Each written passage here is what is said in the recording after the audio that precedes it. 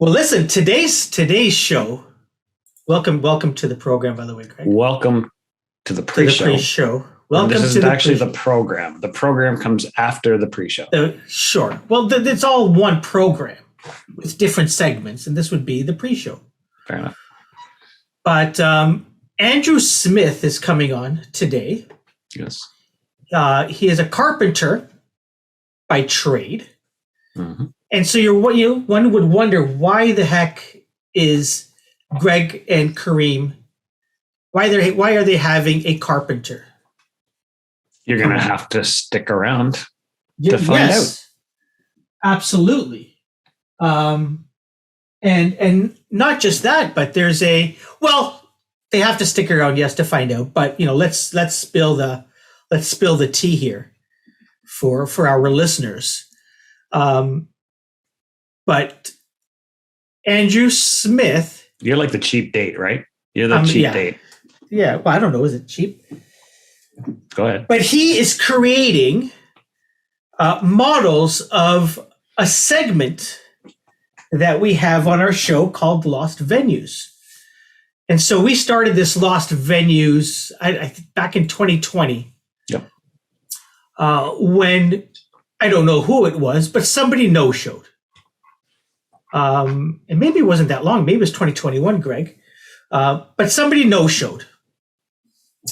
And you being the former touring musician, recovering touring musician, said, why don't we just talk about, I don't know if we had called it Lost Venues, but let's talk about this venue that doesn't exist anymore. So we talked about Hotel Isabella, Larry's Hideaway. We spoke a bit about Cabana Room. The Cabana Room. El Macombo we talked about, which was an almost lost venue. Mm-hmm. And since then, we've asked almost all of our musician guests about their favorite lost venue and to tell stories about their favorite lost venue. And it didn't have to be in Toronto or the Toronto area or even Canada for that matter. It could have been anywhere in the world, a room, a venue, a hall that meant something, or there was a story that came out of it. And so we've heard about tons of stories over the past couple of years. But today, Andrew Smith is going to talk about lost venues that he is building. And he's building these amazing pieces of art on all about Toronto's lost music venues.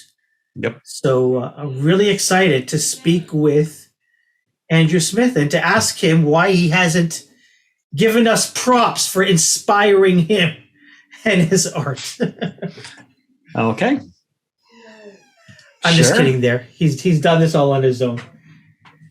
But this will be exciting. So stay tuned for our conversation with a carpenter, not from the band The Carpenters, but a real-life carpenter, Andrew Smith. Speaking of the Carpenters, I saw a video, which I've seen before. Did you ever see the video of Karen Carpenter playing drums? Because if you haven't... Dude, I sent that to you, didn't I? This is a long time ago. You might have sent it to me a long time ago. I just saw somebody else share it again the other day, and it was just like, holy cow. Yeah, she absolutely kills it. Speaking of Lost, before we finish the pre-show, shout out to, there you go, Carpenters. I just wanted to give a shout out to Jerry Doucette, who passed away, I believe, yesterday at the age of 70. And all I can say is, Mama, let him play. Let him play some rock and roll. And I think that's the way to finish the pre-show. Hi, the following podcast is brought to you by Radical Road Brewery, the best craft beer in the heart of Leslieville. Find them at 1177 Queen Street East. That's Radical Road Brewery. Hello, everybody. My name is Andrew Smith. I am a retired carpenter. I spent a lot of years building the odd and the unusual, and now that I'm retired, I'm still building the odd and the unusual.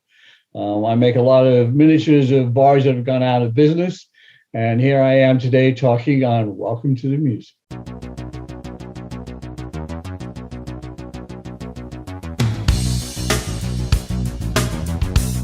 Welcome. So I'm excited to have you on today. My wife heard the CBC interview, I think, and immediately sent to Karim and myself a text going, "You've got to get Andrew on your show. You've got to get Andrew on the show."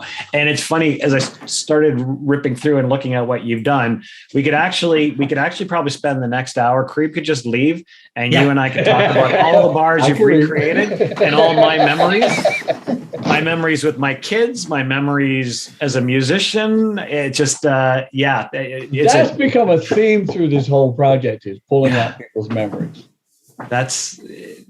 It's crazy. So I want to thank you. I want to thank you for reminding me of things that I had completely forgot about. And one of the ones that I wanted to start with was I saw the miniature of the Edge, and I think it was a New Year's show, but we, not at the Edge, but at Lee's Palace, we opened for Dick Duck and the Dorks. So when I saw Dick Duck and the Dorks on the Edge thing, I'm like, oh my God. And that's when I sent him a message, went, dude, you can just join us for the beginning and then you can check out. Okay. It's been a lot of fun finding out about places that I never went to as well. The Edge was one of them. I mean, it was only around for about 3 years, surprisingly enough. And yet it has resonated a long time. Yeah, no doubt. So Andrew, I don't know if you've checked out our show, but we actually have a segment on our show called Lost Venues. So where we will ask every musician that comes on to have a story or to tell us about an experience or a memory they have from a venue that no longer exists. Okay. And in our pre-show, I was telling Gregg, this all started when somebody no-showed, and Gregg had the idea of, let's talk about these concert places that are disappearing, and let's, tell a story about them from Gregg's days as a musician, and, just some historical facts about this venue, and maybe some of the people that have played there and who used to own it, and, so many other things as well. So, yeah, so when Gregg and I saw that you were basically creating models of some of the things that we were talking about, it was just natural, to invite you on. You started off at the beginning saying you're a former carpenter. Why did you choose music venues? Why was that something you wanted to get into? I didn't choose music venues; they chose me. Oh boy! It started out, I was building little libraries. Take a book, leave a book. Yeah. And I built a little library where I recreated a woman's house, and my brain went, because I made the porch into a door and the wall into a door. Yeah. And my brain went, I can make anything into a little library. I could even make the silver dollar as a little library. And that's what I started doing. Well, halfway through building it, the idea of the little library went out the back window, and it was like, I just want to build these little things. It wasn't until I did the third one, which was the Matador sign, and all I did was the sign. And I posted it on a Friends of Matador Facebook page, and the response was, again, that dragging out memories from everybody. The response was overwhelming, and that's the point where I went, this needs to be a series. And that's where it was born. So why did you pick... Go ahead. No, finish off that thought, sorry. That's 23 models ago. I just put another one on the wall today. 23 models? Yeah, that's a year's work. Oh my goodness. Wow. So is there 23 up on your Instagram page? 22. The 23rd one needs to go up later today. Okay. I just finished doing the Nob Hill Hotel. Oh, wow. Ah. Wow. Okay, so Silver Dollar was your first one. Yeah. Did that sort of immediately came into your head? Do you have memories from that? Why? Or were you just driving by? Okay. Tell me about it. The Silver Dollar story. Yeah. I remember seeing a band there which called the Night Losers, who were from Transylvania. And they played American roots music. But every now and then, their American roots music would be, they would be playing 6 days on the road. And all of a sudden, in the middle of the song, it would turn into 6 days on the Romanian country road. And so I was there watching this band, and they were really good. And there were 100 drunken Canadians and 100 drunken Romanians on the dance floor having a great old time listening to 6 Days on the Road. All of a sudden, there was a chord change, and the 100 Romanians, in absolute perfect unison timing, started jumping up and down. Whoosh, whoosh, whoosh. It was magnificent. The floor, well, my brain went, this floor is going to give way.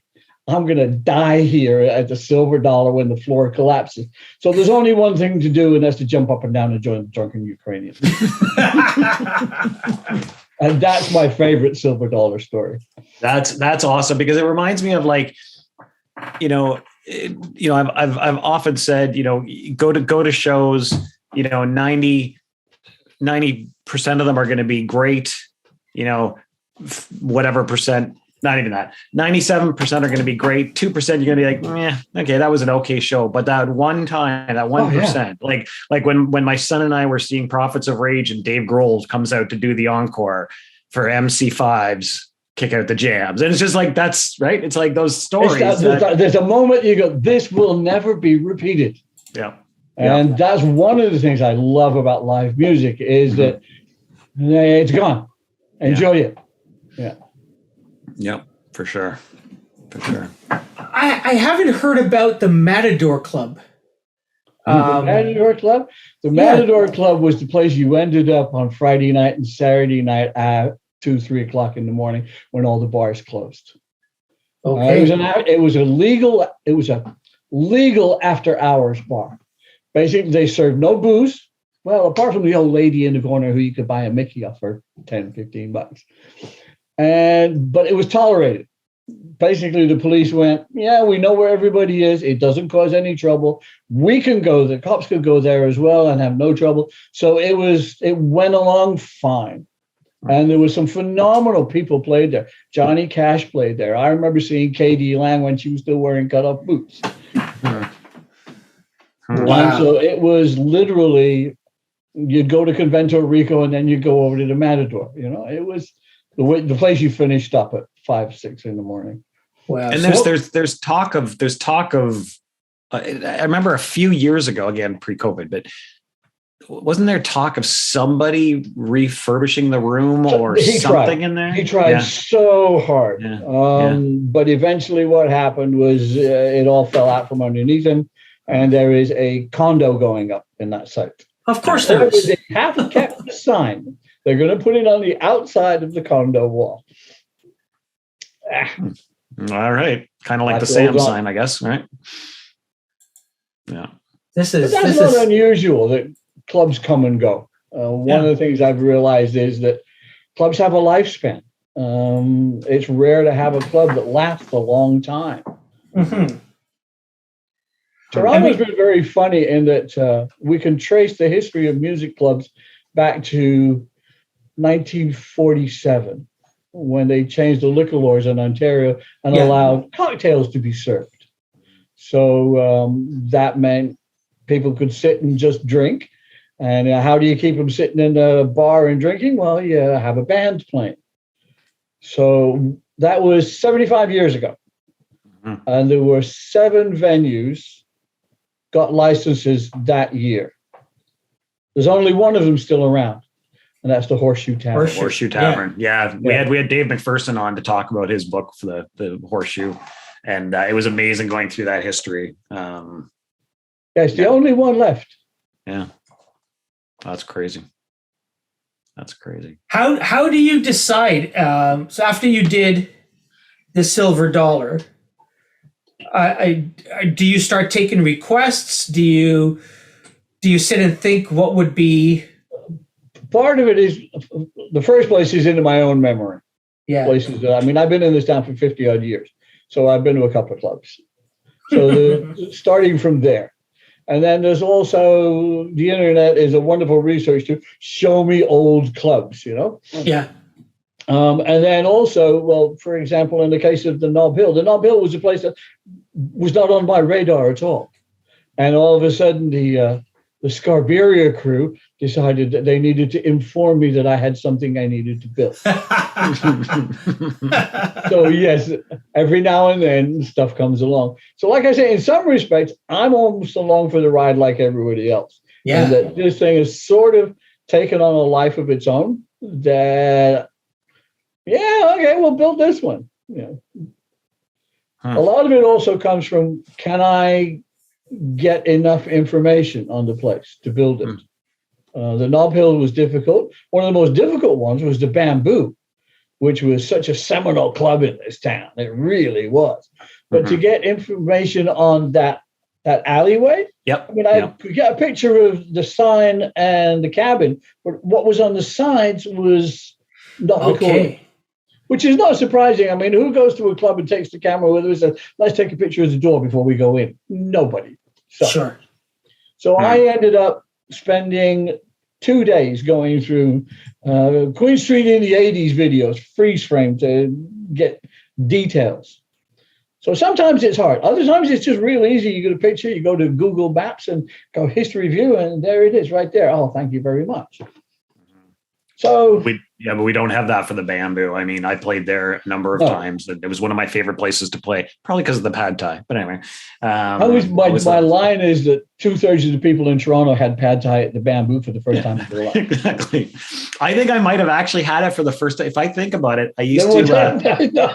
You mentioned that though. I honestly, I do wonder that. I remember being at the Bamboo because Paul Lau, who was one of the keyboard guys over at Steve's and my tech, he said, well, we're going to go over across the street for some pad thai. And so we were sitting there, my girlfriend, Paul, and myself at the time. And then he said, oh, hey, come over here. I want you to meet some friends. And he's from Halifax.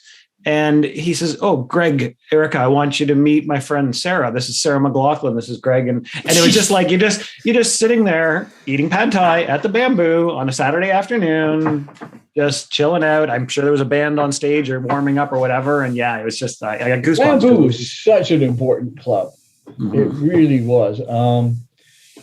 Toronto became known as this little world music city for a while. And I think the Bamboo had a lot to do with that it was just, let's mishmash all these styles together and see what comes out. And what came out was some really good pad thai. Yeah. Yes, indeed. Yes, indeed. Yeah. Were you always a music historian or a music history buff? Historian, yes. Music historian, that's a recent thing. But again, as a historian, just likes to look at old stuff. Okay. It's just that nowadays my focus is on music much more so than it was in the past. Yeah.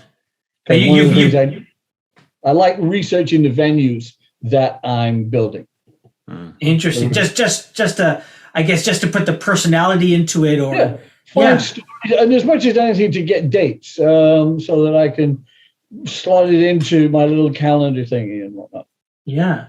But also, it's history. It's fun. Sure. Yeah. If we look at what, like, we haven't really talked about you as a carpenter. Can you talk about what you did before? Because I think that's sort of. I spent 40 odd years. Like I say, the line is I built the odd and the unusual. I was in exhibit and display for a while, and I spent about 25, 30 years in television, building sets for Rick Mercer, Air Farce.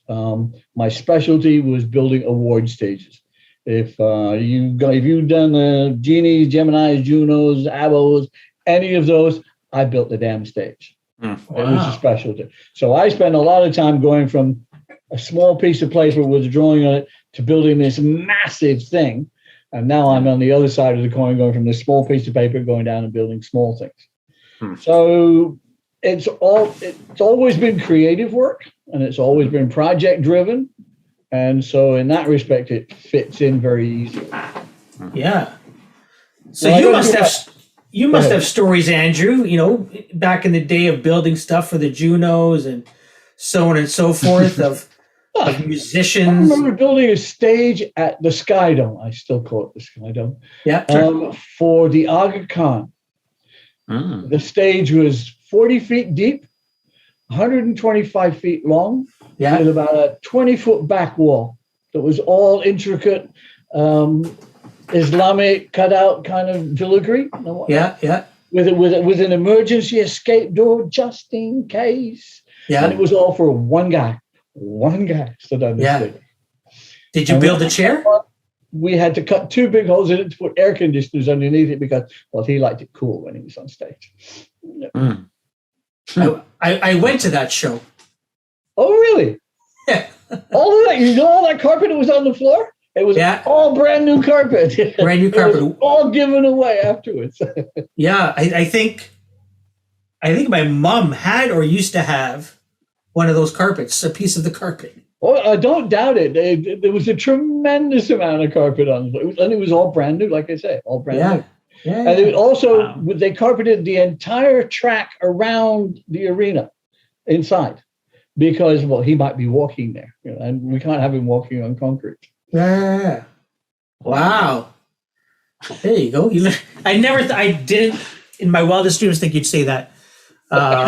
Based on my questions, I'm thinking he's going to tell a Tragically Hip story or a Rush story or something about he met Michael Jackson or Prince. But no, I'm a carpenter. We're always in the goddamn.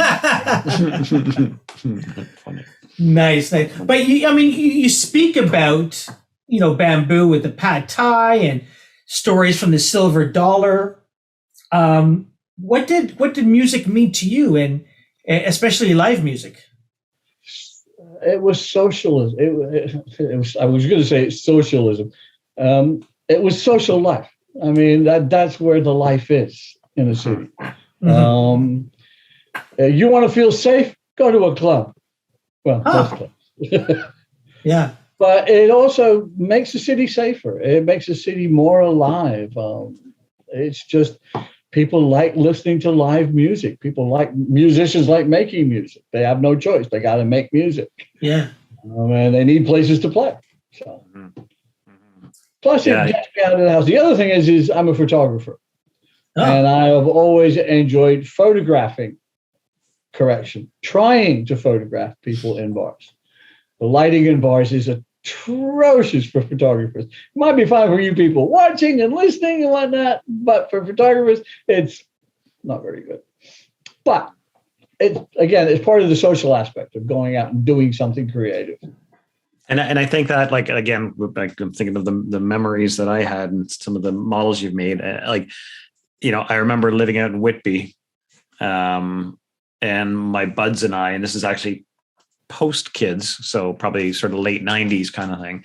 And we'd come in and we'd hit the Chicken Deli because you always knew, to your point, of social and like pretty much always cover bands, but some of the best musicians playing just the classic songs. And it's still going today under a different name, but that venue is still going today.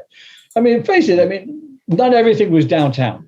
I have a tendency to be downtown centric, but there are all these outlying places. And Yonge and Eglinton, there's a lot of people live near Yonge and Eglinton, and the Chicken Deli was a fabulous draw. Yeah, I love that place. I used to listen to Q107 a lot as a kid, and they would have these almost like a commercial break, but of upcoming concerts that Q107 was sponsoring or presenting, and they would talk about all these different clubs. And one of the clubs which you've made a model of was the Gasworks. Yeah. Tell me about the Gasworks. What kind of a place was it, if you remember? And what did you learn when you were making it? Back in those days, I used to play darts a lot, competitively. Hustling is not the right word, but that's what I used to do. And the Gasworks, for me, I had a Friday night crawl. And it started at, there was the Artful Dodger, the Duke of Gloucester, and the Gasworks. And I could go upstairs at the Gasworks, and I could hustle darts. And I could pay for my beer on Friday nights. So that's my main memory of the place. When I made it, it was, it's too clean. It needs to be dirtied up. So I literally sprayed blackboard at it so that it ended up all dirty and the leather fell off and whatnot. But again, it's somebody said it looks just like it felt walking down Yonge Street, which is about the best compliment I can get. Yeah. Yeah, for sure. It's funny because, again, one of the posters you have on the Gasworks is Gatto. And I remember telling Greg Godovitz when he joined us on the podcast, my favorite story, and my guitarist at the time worked at, I can't remember what the record shop was, just north of the Gasworks, I think, like a CD, not a CD, but a CD and record shop at that time. Anyway, and I remember we'd grab a beer at the Gasworks before we'd head out to Durham to practice. And because that's where our band was based out of, aside from our guitarist. And I remember it was Anvil, and they had one guy that would always get up on stage and drink an entire pint of beer through one nostril. It's just like where are you going to see that other than the gas? Oh, great Canadian stories. Yeah. Yeah. Anyway, I thought that was funny that you had Gatto up on the Gasworks filled a really important niche in that it was a major stepping ladder. You played the Gasworks. The next thing you know, you're going to be on tour. You know. Mm-hmm. Plus, it was important for all the Scarborough kids like Karim that they took that secret underground subway that went from Scarborough right up into the Gasworks, and that's where they all hung out. Is that how you got there? Yeah. Absolutely. Well, I was finding out today when I did the Nob Hill. I mean, there were two choices. There was the Nob Hill or downtown. Mm-hmm. What was your favorite or one of your favorite shows that you went to, Andrew, in one of these places? I'm going to go back to the Colonial Tavern. I was probably about 20, 21 and new to jazz. And the Colonial was a really, really good place for someone who was new to jazz. I remember going there and getting a seat right up close to the stage, and I saw Elvin Jones, who was a jazz drummer. Okay. And I got to look at him and be absolutely astounded that any human being could move all of their limbs in entirely different time signatures. It was just like, how does his brain do that? I have a hard enough time clapping my hands together, And yeah, I liked the Colonial a lot because I was new in town and it was a good place to go. That's interesting. Right. There's a couple of places that you've done that sort of, hopefully we'll have the rebirth of Hughes Room out on my way because I'm on the East End, like the Riverdale area. And the Real Jerk. So it's interesting that you did a couple of places did you do them when they weren't around anymore, or did you do it in honor of the original locations? My parameters have always been live music and Dead and Gone. Okay. When I did the Real Jerk, when I did the Silver Dollar, my brain was thinking iconic signage, which is what led to the Real Jerk, because it's about as iconic as you can get in East Toronto. Yeah, of course. And then it transformed into old music places, but exclusively places that are now silent. Yeah. Okay. Wow. Back to the Colonial for a minute. There was please, because the Colonial was one of the first 7 licensed clubs in 1947, and they influenced music in Toronto. In that, the first band to play at the Colonial Tavern was a guy by the name of Guy McLean and his orchestra. Guy McLean was a hunchback piano player from Nova Scotia who was black and had an orchestra. But they never played any place other than locals in Southern Ontario, and they were a traveling band, but they never played any top-level establishments. When the Colonial opened the doors, they said, let's make a statement. And they got Guy McLean as their first act ever. And in some respects, that led towards the acceptance of black musicians on Yonge Street, which became a really big deal as far as jazz musicians from the States was concerned, because it automatically put Toronto on the tour list. You would be Nashville, Kansas City, Chicago, Detroit, Buffalo, New York. Well, let's throw Toronto in for a couple of weeks as well. Because the amount of talent that was in this town during the 60s in particular was phenomenal. I mean, there were 7 or 8 jazz clubs on Yonge Street, and they were trying to outdo each other. So you could see Eller up there, and you could see Dave Brubeck down there. It was phenomenal. Mm-hmm. Yeah, we had, I remember we had Daniel Tate who wrote the book, The Flyer Vault. Okay. And we dove deep into that in terms of the history and the black musicians being able to start to play the clubs along Yonge Street. And yeah, just an interesting time. And for a lot of it was great for Toronto to be able to do that. Sorry, go ahead. Yeah, for a lot of those black musicians, Toronto was an interesting place to play because they could walk in the front door. Yes. In a hotel. Yeah. That was rare on the tour. So you want me to do 2 weeks in Toronto? Sure, no problem. Yeah, absolutely. Yeah. Is there something, Andrew, that surprised or shocked you so far as you learn about these venues when you start creating? Surprised me, yeah. I just recently did the Rock Pile, which is the old Masonic temple, one of the old Masonic temples, and when I started researching it, I found out it had such a long history. I had such a hard time deciding, do I do the Rock Pile? Do I do the whole Masonic temple? And so I put it sort of on the shelf and said, I'm going to go do something easier. And I decided to do the Big Bop. So I go delving into the history of the Big Bop. And the first thing I find out is that it used to be a Masonic temple. Of course. And it had a 3rd floor and a 4th floor watchtower, which got torn down when they changed it into the Holiday Tavern. So stuff like that.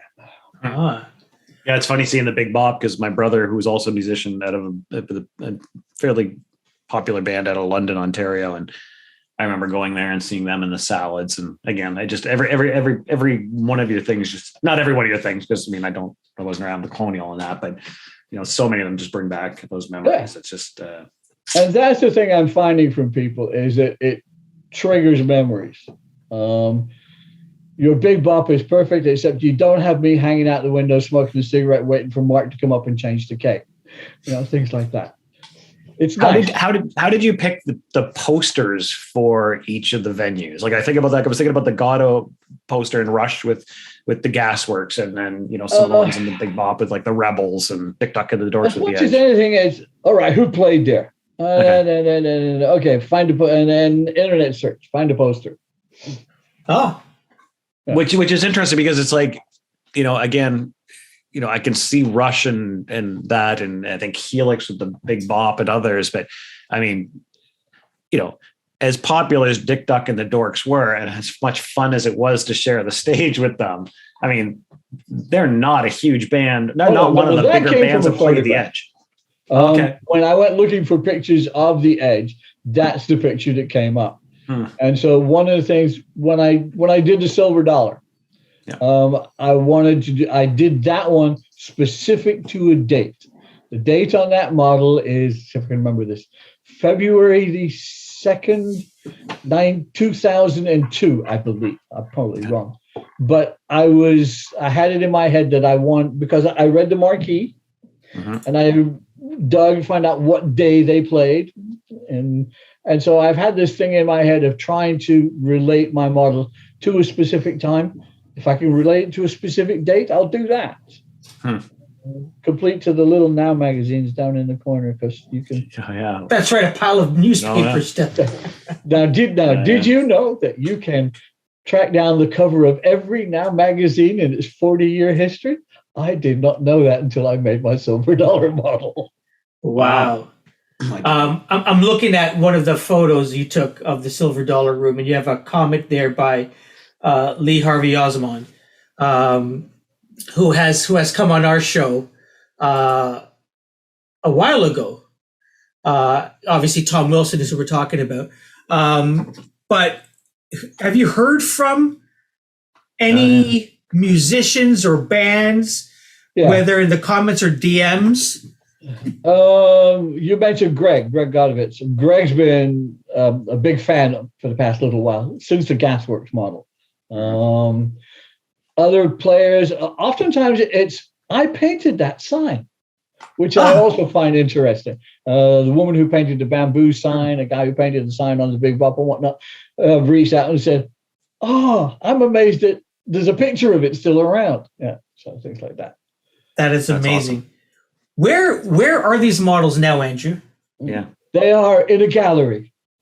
They are in the Smith living room wall gallery, which is rapidly running out of space. Yes. And what does the rest of the family think of your gallery? I live alone. I don't give a shit. You don't give a shit. But actually, everybody, it's funny, as individual pieces, they're really quite good. But as a collection altogether, it's really impressive. It's one hell of a streetscape. Yeah. And so like, is there a plan to exhibit? Yes. And I would love the opportunity at some point to see down your work. The road. What I would like to do is I've done photo exhibits where I did portrait and words, and I would like to do a similar thing of model and words, and basically a little history of the venue, a couple of little stories of the venue, and that's what I would like to do. It's down the road a piece. We'll see.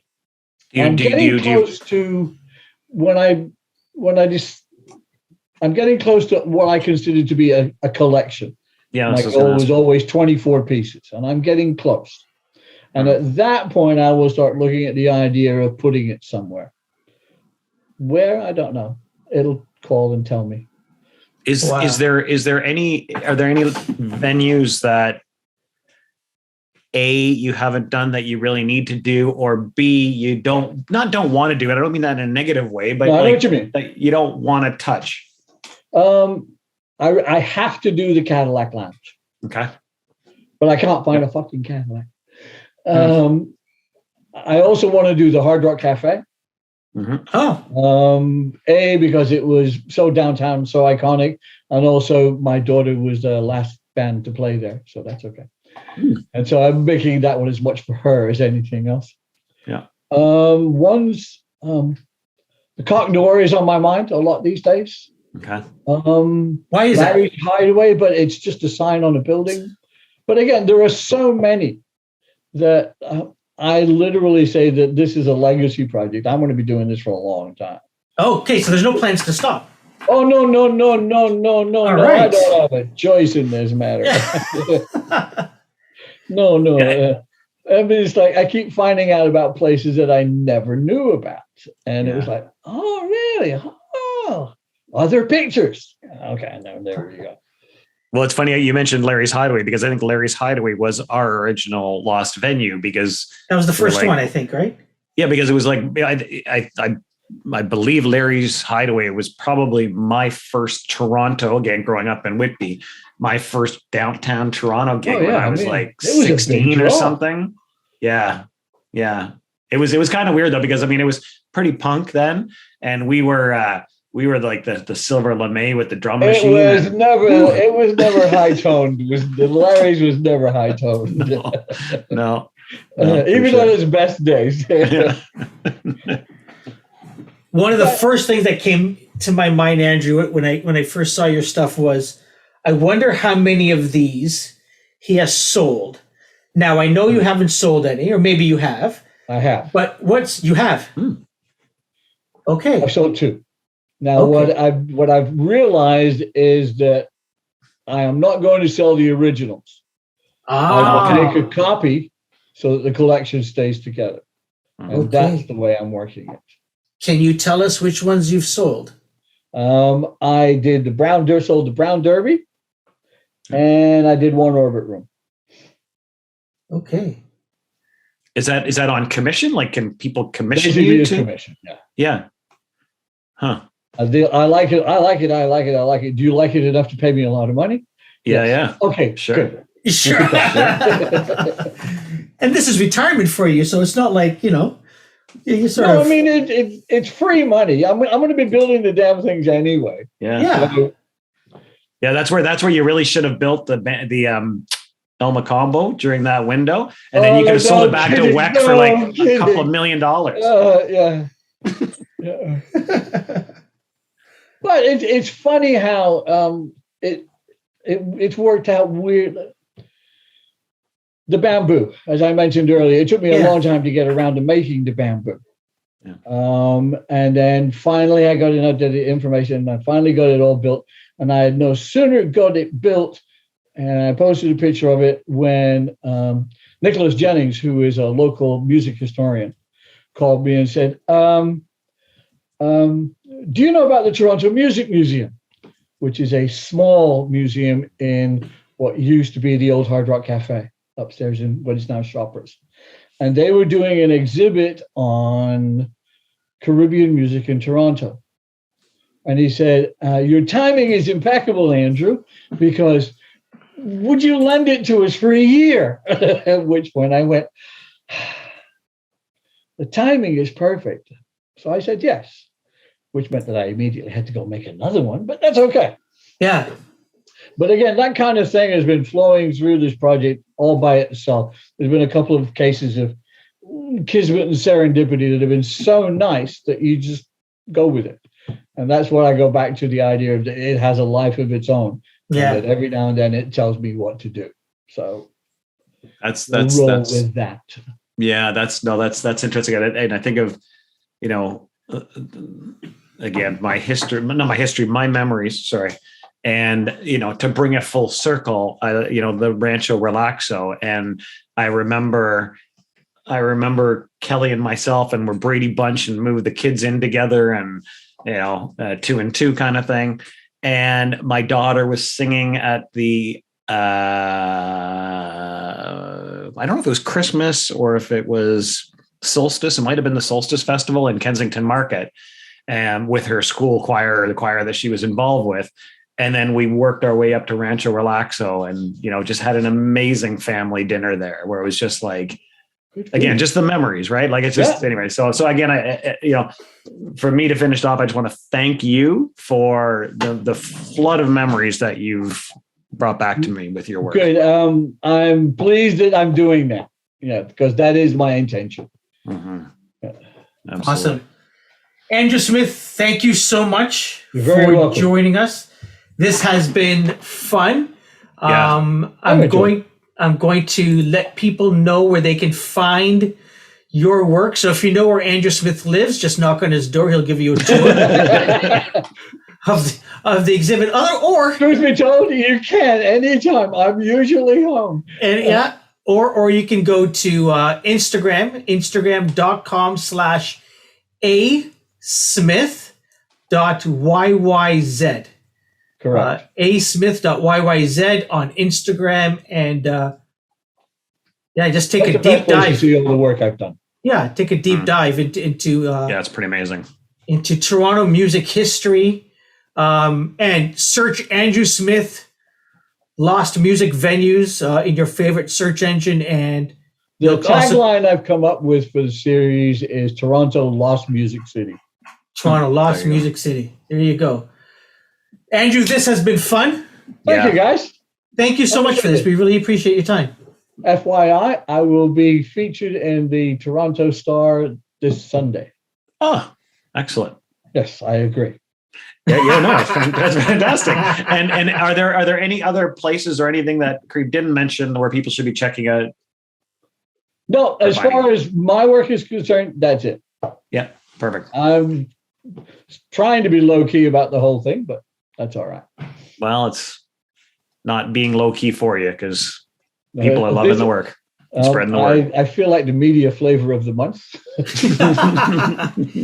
Can